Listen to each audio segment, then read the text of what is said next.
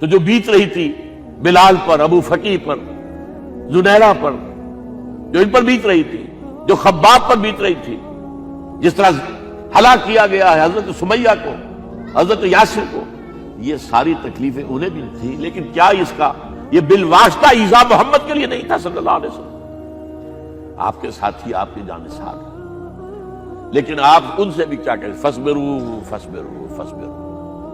جب ابو جہل بدترین ٹارچر کر رہا تھا حضرت سمیہ اور حضرت یاسر کو رضی اللہ تعالیٰ عنہما، آپ کے علم میں ہے کیسی کیسی ٹارچر کی ہے؟ جوان بیٹے کو باندھ دیا ایک ستون کے ساتھ، اس کی نگاہوں کے سامنے برہنہ کیا ہے ماں کو،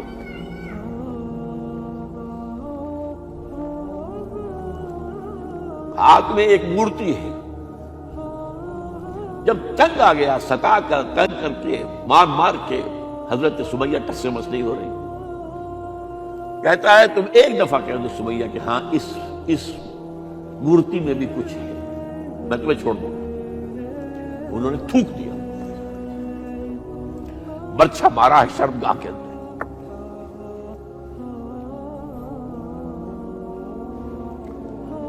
کتنی تکلیف پہنچی ہوگی ان کو،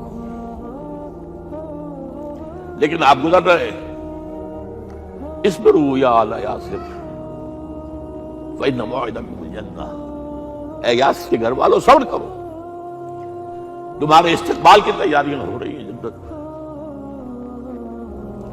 یہ سیرت بھی بناتا سناتا ہے، یہ سیرت۔ یاسر کے ساتھ کیا کیا ہے؟ 4 اونٹ نر سانڈ، اور ان کے ساتھ رسے باندھ کر ایک رسے سے ان کا ایک بازو باندھا، ایک سے دوسرا بازو، ایک سے ایک ٹانگ، دوسرے سے دوسری ٹانگ، انہیں دوڑایا ہے کہ پرکھتے ہو جیسے قسم کے۔ یہ دین ایسے ہی قائم نہیں ہوا۔ عدل و انصاف کا نظام ٹھنڈے ٹھنڈے قائم نہیں ہوتا، گھر میں آرام سے بیٹھے ہوئے قائم نہیں ہوتا۔ اور سنیے، 3 برس شیب بنی ہاشم کے تو قید ہے، 3 برس، اور یہاں کی قید پر قیاس نہ کریں۔ یہاں تو جیل میں کھانے کو ملتا ہے، راشن ملتا ہے، جیسا بھی ملتا تو ہے نا، اور لیڈروں کے لیے تو کلاس 1 لاکھ بھی کلاس ہے، تو ان کا تو لیڈر تو لوگ جب آتے ہیں جیل کاٹ کر معلوم ہوتا ہے کہ شاید کسی صحت افزا مقام سے تشریف لا رہے ہیں۔ وہاں کیا تھا؟ ٹوٹل بائیکاٹ، ایک گھاٹی، ادھر پہاڑ ادھر پہاڑ، دونوں طرف جو ہے پہرے، کوئی کھانے پینے کی چیز اندر نہیں جائے گی، اور پورا خاندان بنی ہاشم، وہ بھی کہ جو ایمان نہیں لائے، وہ قبائلی زندگی تھی نا۔ بنو ہاشم چونکہ حضور کو پشت پناہی چھوڑنے کو تیار نہیں ہوئے، ابو طالب نے آخری وقت تک بھی ساتھ نہیں چھوڑا۔ ہاں، آخری وقت کے قریب ایک بات ہو گئی تھی، ایک مرتبہ تو ہوا کہ وفد آیا ہے قریش کا کہ اپنے بھتیجے کو روک لو، وہ ہمارے معبودوں کی توہین کرتا ہے۔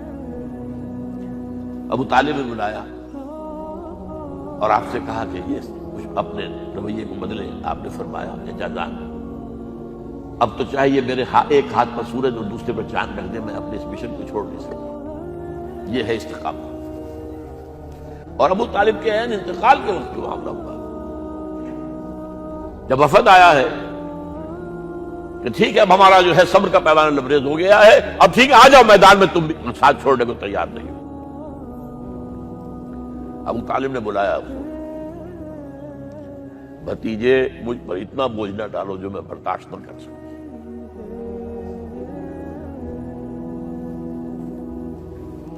حضور کی آنکھوں میں آنسو آ گئے۔ چچا جان، اب تو یا یہ بات پوری ہوگی یا میں اپنے آپ کو ختم کر دوں، اسی میں ختم ہو جائے۔ 12 شیب بنی ہاشم میں 3 برس کی سال میں گزرے ہیں، ٹوٹل بائیکاٹ، کوئی کھانے پینے کی نہیں۔ کچھ لوگ تھے شریف النفس، مثلاً حکیم بن حزام سے رضی اللہ تعالیٰ، اور بعد میں ایمان لے آئے۔ حضرت خدیجہ کے رشتہ دار تھے، وہ پہاڑ پر چڑھ کر ایک طرف سے رات کی تاریکی میں، دونوں دروازے تو بند ہیں، پہاڑ پر چڑھ کر چوٹی سے نیچے اتر کر کوئی چیزیں کھانے پینے کی دے آئے۔ کوئی اور ایک آدھ ہوگا ایسا. یہاں تک نوبت آئی ہے کہ بنی ہاشم کے یہ پھول جیسے بچے معصوم بھوک سے بلبلا رہے ہیں اور اس کے سوا کچھ نہیں ہے کہ سوکھے چمڑے ابال کر اس کا پانی ان کے حلق میں ٹپکا دیا جائے.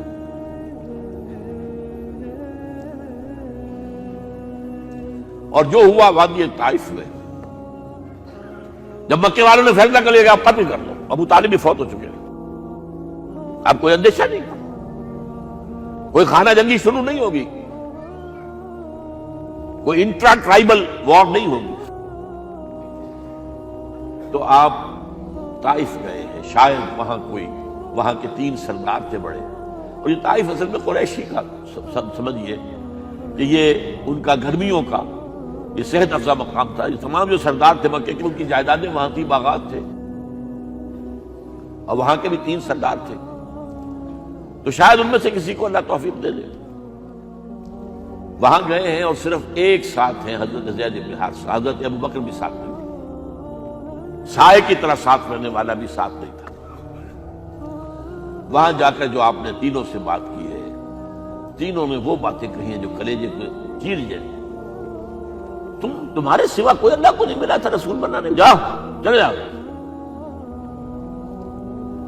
ایک کہتا ہے فوراً چلے جاؤ یہاں سے، اس لیے کہ ہو سکتا ہے کہ تم سچے ہو تو کہیں میں تمہاری توہین نہ کر دوں، اور یہ بھی ہو سکتا ہے تم جھوٹے ہو تو جھوٹے کو میں منہ نہیں لگانا چاہتا.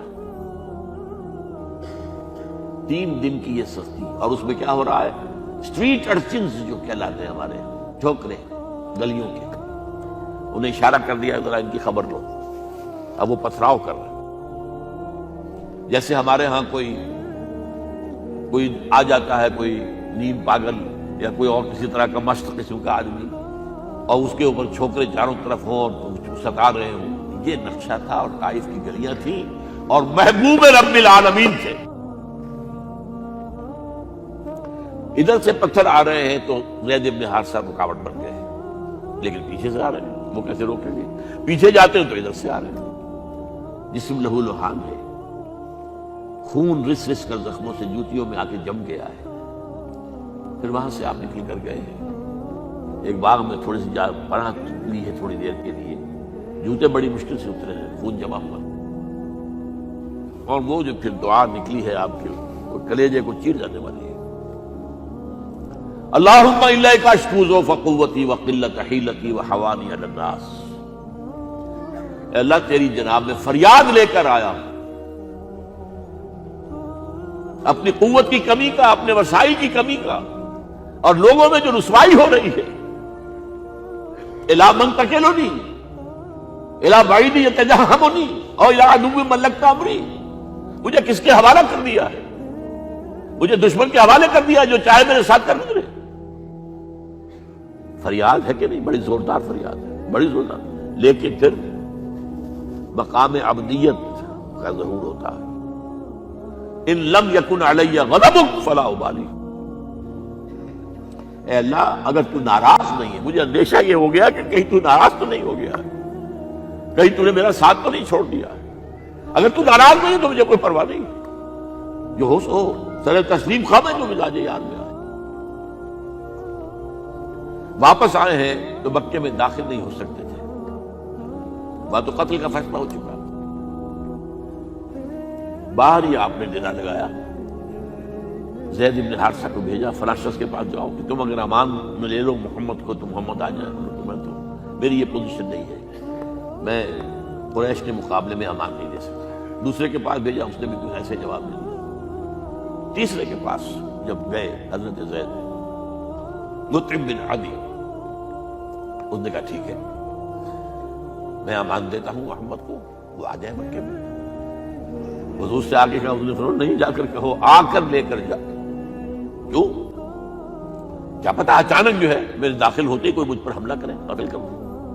وہ تو یہ کہہ سکے کہ ہمیں کیا پتا تھا کہ مطعم نے جو ہے امان دی ہے. I never knew it. اب یہ قبیلے کے اندر یہ ہوتا تھا کہ ایک نے امان دے دی، سب کی طرف سے امان ہے.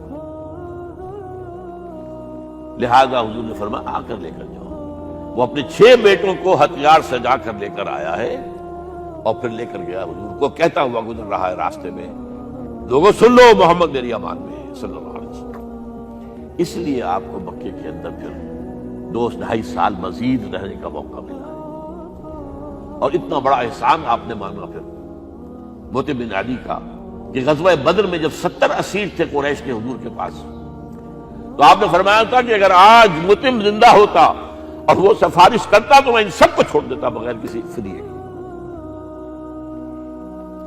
بہرحال یہ چند باتیں میں نے آپ کو بتائی، باقی تو یہ کہ غار ثور ہے کیسی کیسی، اور پھر غزوہ بدر سے پہلے کی آپ نے سنا ہوگا حضور نے سورہ رحمان کے بارے میں فرمایا ہے، سورۃ الرحمان عروس القرآن۔ یہ سورہ رحمان جو ہے یہ قرآن کی دلہن ہے۔ جیسے دلہن کو آپ خوشنما لباس پہناتے ہیں، آراستہ پیراستہ اس کو گہنے اور اس کو زیور پہناتے ہیں، تو جس طریقے سے سجاتے ہیں آپ دلہن کو، اللہ تعالیٰ نے ایک سورت قرآن مجید میں یہ ایسی رکھی ہے سورہ رحمان کہ اسے خوب سجایا ہے۔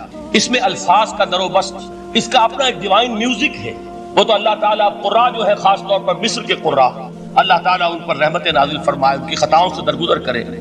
جس طرح قرآن کے انٹرنسک میوزک کو انہوں نے واضح کیا ہے، واقعہ یہ ہے کہ اگر یہ لوگ نہ ہوتے، شیخ عبد الباسط محمد عبد الصمد، شیخ محمود خلیل الحسنی، یہ لوگ کہ جنہوں نے قرآن کے اس غنا میوزک، یہ لفظ جو ہے آپ حیران نہ ہو کہ میں یہ کوئی شاید توہین کر رہا ہوں قرآن کی، حضور نے یہ لفظ استعمال کیا ہے، تغنو، اس قرآن کو اچھی سے اچھی خوشلہانی کے ساتھ پڑھو۔ من لم یتغن بالقرآن فلیس منا، جو قرآن کو بہتر سے بہتر انداز میں، اچھی سے اچھی آواز میں، خوشلہانی کے ساتھ پڑھنے کی کوشش نہیں کرتا، وہ ہم میں سے نہیں ہے۔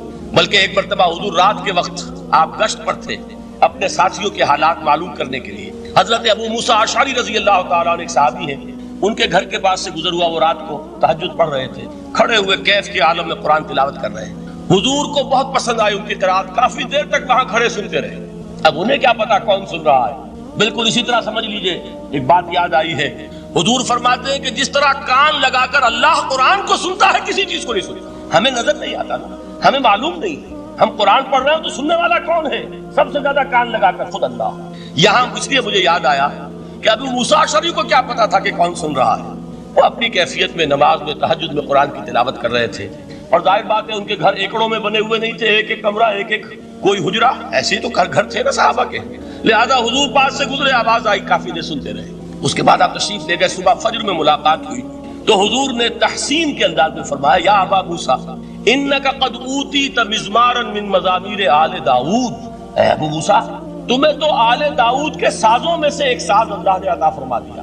جس طرح حضرت داؤد لہن داؤدی مشہور ہے کہ جب وہ پچھلے پہر رات کو حمد کے ترانے الاپتے تھے، قرآن میں ہے کہ پرندے شامل ہو جاتے تھے ساتھ، اور پہاڑ وجد میں آتے تھے، پہاڑ بھی ان کے ساتھ شریک ہوتے تھے۔ تو جس طرح کا اللہ نے ان کو لہن عطا فرمایا تھا، حضور نے تحسین کے انداز میں فرمایا ہے ابو موسیٰ اشعری، اللہ نے تمہیں بھی آل داؤد کے سازوں میں سے ایک ساز عطا فرمایا ہے۔ بہرحال قرآن مجید کا جو یہ میوزک ہے، قرآن کے الفاظ کا جو حسن ہے، جہاں تک حسن معنوی ہے وہ تو ہر لفظ میں ہے، لیکن یہ حسن ظاہری، حسن صوتی، حسن لفظی، یہ اپنے کلائمیکس پر آپ کو نظر آئے گا سورہ رحمان۔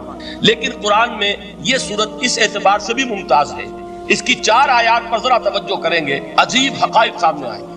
جہاں یہ قرآن مجید کے حسن صوت اور حسن لفظی کی معراج ہے، وہیں اس کی پہلی 4 آیات میں 4 چوٹی کی چیزوں کا ذکر ہے، سب سے اونچی چیز ہے۔ پہلی آیت کیا ہے؟ الرحمن، ایک آیت ہو گئی۔ رحمان کیا ہے؟ اللہ کا نام ہے۔ کبھی آپ نے غور کیا اللہ کے ناموں میں سب سے پیارا نام کون سا ہوگا؟ رحمان۔ کیوں؟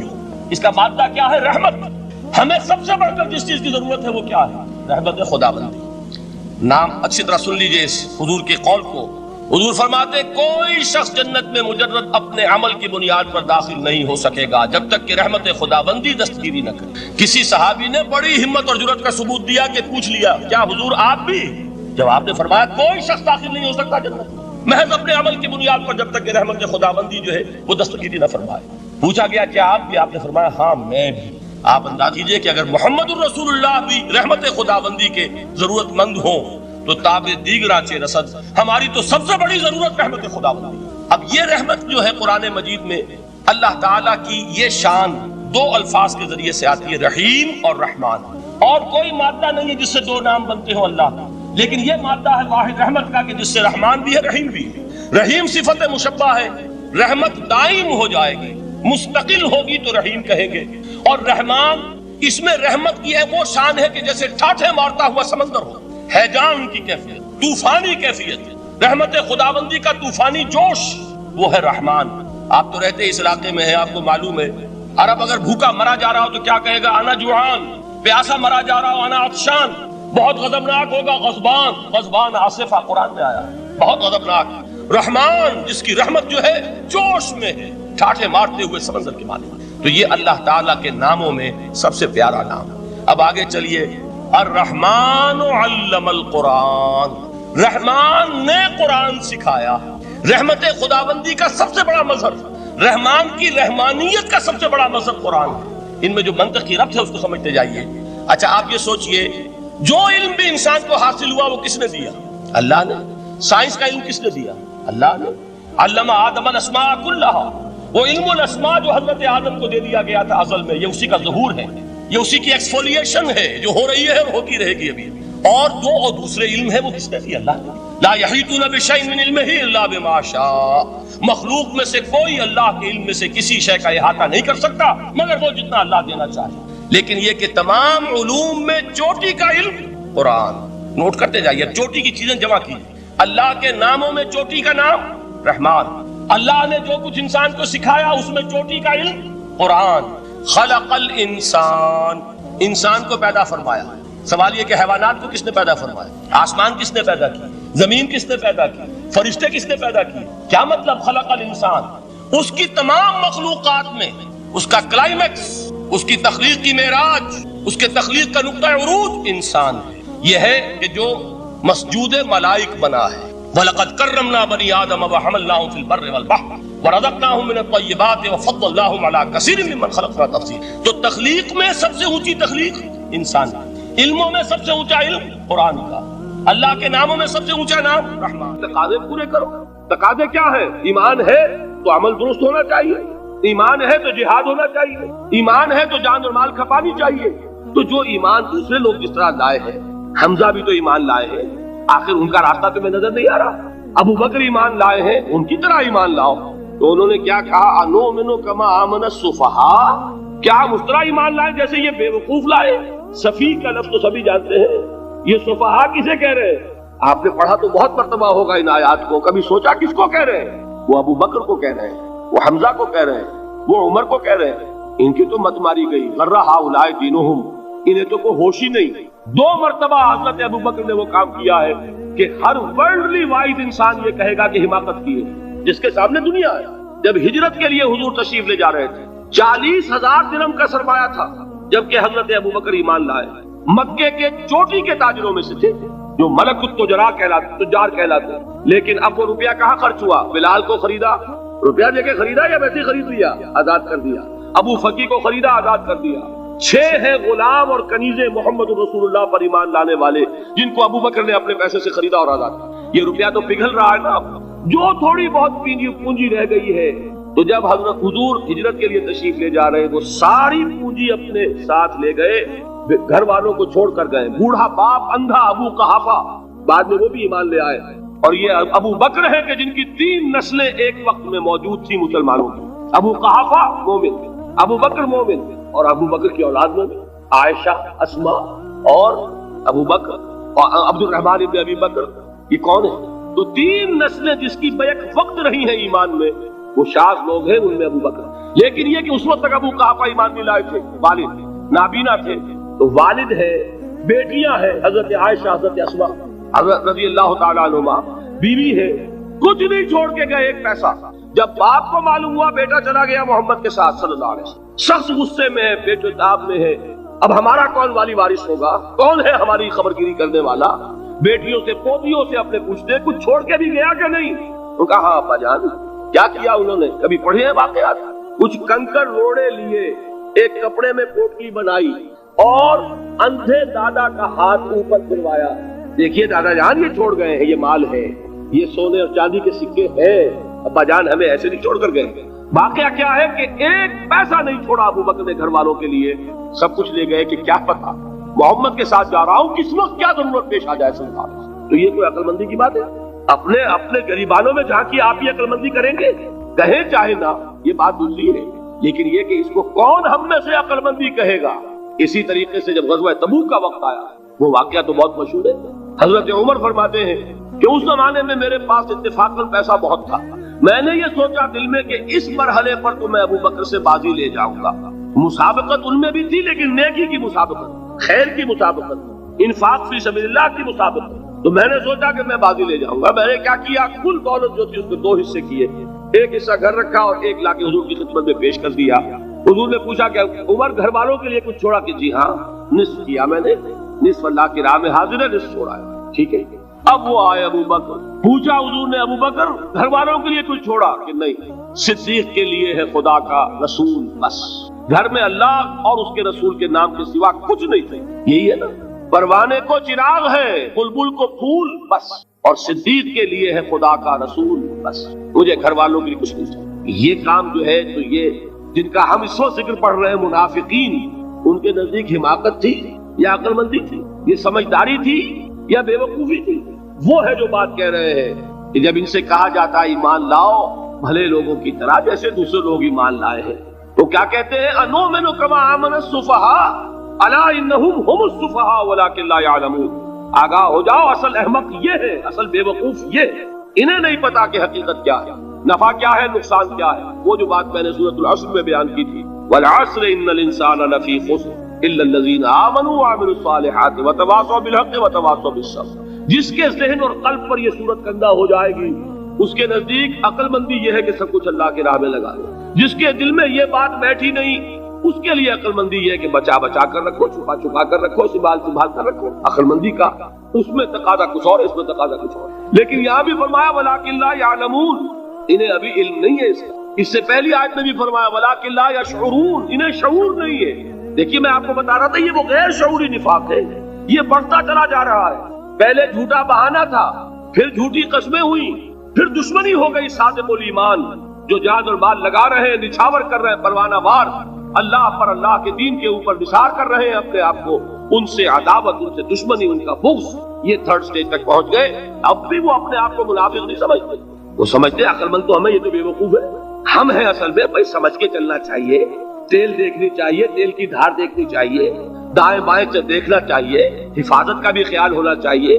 یہ ساری چیزیں تو عقل مندی ہے نا دنیا کے اعتبار سے، تو وہ تو انہیں بے وقوف سمجھ رہے ہیں، اپنے آپ کو منافق کہاں سمجھیں گے؟ چاہیے ٹھیک ہے بھائی، دین بھی چاہیے، لیکن دنیا کی فکر بھی چاہیے کہ نہیں؟ یہ آپ کہتے ہیں کہ نہیں کہتے ہیں؟ یہ تو بات آپ نے بہت دفعہ سنی بھائی، ٹھیک ہے دین بھی ہونا چاہیے لیکن دنیا بھی تو ہونی چاہیے کہ نہیں؟ یہ ہے سمجھ دنیا کی، یہ ہمارے معیارات ہیں۔ یہی وجہ ہے کہ دین ذلیل سے ذلیل تر ہو رہا ہے۔ دین وہ جو میں نے حال ہی کے اشعار سنائے تھے کہ پستی کا کوئی حد سے گزر نہ دیکھے، اسلام کا گر کر نہ ابھر نہ دیکھے، مانے نہ کبھی کہ مد ہے ہر جزر کے بعد دریا کا ہمارے جو اترنا دے۔ یہ دریا چڑھا کب تھا؟ جب صحابہ کرام نے وہ فینیٹسزم جس کو آج ہم کہیں گے، اس کا جب مظاہرہ کیا، اس کا ثبوت دیا، دامے درمے سخنے، جان مال تن دھن سب لگا دیا، تو اللہ کے دین میں بہار آ گئی، رونق آ گئی، دین کا غلبہ ہو گیا۔ اور جب ہم اپنے سمجھ کر رکھیں گے تو ظاہر بات ہے کہ اس کا تو پھر جو حشر ہوگا وہ وہی۔ دین میں کمزوری، ہماری دنیا جو ہے پھل رہی ہے، پھول رہی ہے، دین جو ہے وہ کمزور ہوتا چلا ہے۔ یہ ہے 3rd سٹیج اس نفاق کی، کہ جس کے بعد اب کوئی امکان واپسی کا نہیں ہے۔ یہ غیر شعوری نفاق، جان لیجئے کہ یہ نہیں ہے کہ ماضی ہی ماضی میں تھا، اب اس کا کوئی امکان نہیں، یہ نہ سمجھیے۔ اب بھی یہ نفاق جو ہے، یہ میں بتا دوں آپ کو، ایک عام آدمی ہے، دین کا تقاضا ہی سامنے نہیں ہے، اسے پتہ ہی اتنا ہے کہ اللہ کے دین کا تقاضا نماز روزہ، وہ نماز روزہ کر رہا ہے، اس پر نفاق کا حملہ نہیں ہوگا۔ اس کو آپ کہہ دیں کہ اس کی سمجھ کم ہے، اس کا شعور کم ہے، اسے پتہ نہیں ہے، دین کے تقاضوں سے واقف نہیں ہے، وہ بچا ہوا ہے، وہ محفوظ ہے۔ وہ جو میں نے آپ سے کہا تھا پرسوں، اور ایک صاحب نے جواب دیا مجھے بعد میں کہ آج آپ نے جو بات کہی ہے تو کل لوگ کم آئیں گے، آپ نے ڈرا دیا کہ یہ جو تقاضے دین کے سامنے آ رہے ہیں تو اس سے ذمہ داری بڑھ رہی ہے۔ اب جس نے سمجھ لیا ہے پھر پیچھے رہے، وہ نفاق کے خطرے میں ہے۔ جسے سمجھ ہی نہیں ہے وہ پھر بھی کوئی نہ کوئی عذر پیش کر سکے گا کہ اللہ ان مولویوں سے پوچھ جنہوں نے ہمیں بتایا نہیں، انہوں نے تو دین کے تقاضے ہمیں یہ بتائے نہیں، انہوں نے تو ہمیں نور اور بشر میں چکر دے کے لڑائے رکھا، ان سے پوچھ۔ اصل سے مجرم جو ہے وہ یہ ہے، وہ واقعہ یہ ہے کہ کسی درجے میں بچیں گے کہ دین چاہتا کیا ہے، دین کے تقاضے کیا ہے، توحید کی حقیقت کیا ہے، شرک کی حقیقت کیا ہے، اس کی طرف اگر توجہ ہی نہیں دلائی جا رہی اور اس غریب کو پتہ ہی نہیں، اسے پتہ ہی صرف یہ ہے کہ کھڑے ہو کر سلام پڑھنے میں اتنا فائدہ ہوتا ہے، وہ پڑھ رہا ہے بیچارہ، لہذا اس کا معاملہ آسان ہے बनिस्बत उस शख्स के कि जिसके समझ में आ गया हो, बात उसने पाली हो। दीन ये चाहता है, दीन अपना गलबा चाहता है। अल्लामा इकबाल ने गालिब पर एक जो नज़म लिखी है बागे जरा में है, उसका एक शेर बड़ा प्यारा है। गेसुए उर्दू अभी मिन्नत पजीरे शाना है, शम्मा ये सौदाई ये दिल सोजी ये परवाना। ये दीन जो है ये तो चाहता है कि अहले ईमान परवाना वार इस शमा पर निशान जाने लगा दे, गर्दनें कटवा दे। वला तक़ूलू लिमन युक़तलू फी सबीलिल्लाह अमवात बल अहयाउ वलाकिन ला तशऊरून। और अगर इससे पीछे हटेंगे, कदम पीछे हटा नहीं, ये निफाक की जद में आए नहीं। वो निफाक की पहली stage, second stage, third stage, वहां पहुंच गए, वापसी नहीं। इसके लिए एक और दो आयात में चाहता हूं कि उससे इस हकीकत को और समझ लें अच्छी तरह, ताकि कोई इश्काल न रह जाए। एक आयत तो मैंने शुरू में पढ़ी थी, एक नहीं है यानी एक जगह से, सूरह अनकबूत, और एक आयत है सूरह हज की, वो मैंने शुरू में तिलावत नहीं की। सूरह हज की आयत देखिए, इस कदर प्यारी आयत है। दूसरे रुकू के अंदर आपको आयत मिलेगी, सूरह हज 17वें पारे में है, निस्फ के बाद शुरू होती है, और उसके दूसरे रुकू व मिनन नास से, और लोगों में से कुछ ऐसे भी हैं मन याबुदुल्लाह अला हर्फिन, जो अल्लाह की बंदगी करना चाहते किनारे पर खड़े होकर। एक है मंझधार में कूदने वाले कि हर जबादाबाद माँ कश्ती दरा बंदाख्ते, जैसे कि तारिक ने किया था, उधर साहिल उर्दूस पर कदम रखा, उधर कश्तियों में आग लगा दी। कि किसी के दिल में ख्याल ही ना आए कि वापसी भी है, कोई किसी के ज़हन में सवाल ही पैदा ना हो कि अब घर वापस जाना है। तारिक जुबर किनारे अन्नु सफीन सो गुफ्तंद कारे तो रहे अक्लो खिरत खतास। देखिए वही अक्ल और बेवकूफी वाली बात आ गई। लोगों ने क्या ये तारीफ क्या किया, अकलमंदी की रूह से तो ये गलती की तुमने। अकल तो ये सिखाती है कि जरा संभल संभल कर चलो, जज्बा ये कहता है कि नहीं, वापसी का कोई सवाल नहीं। इसने इकबाल ने यही नक्शा खींचा है कि बेखतर कूद पड़ा आतिश नमरूद में इश्क, अक्ल है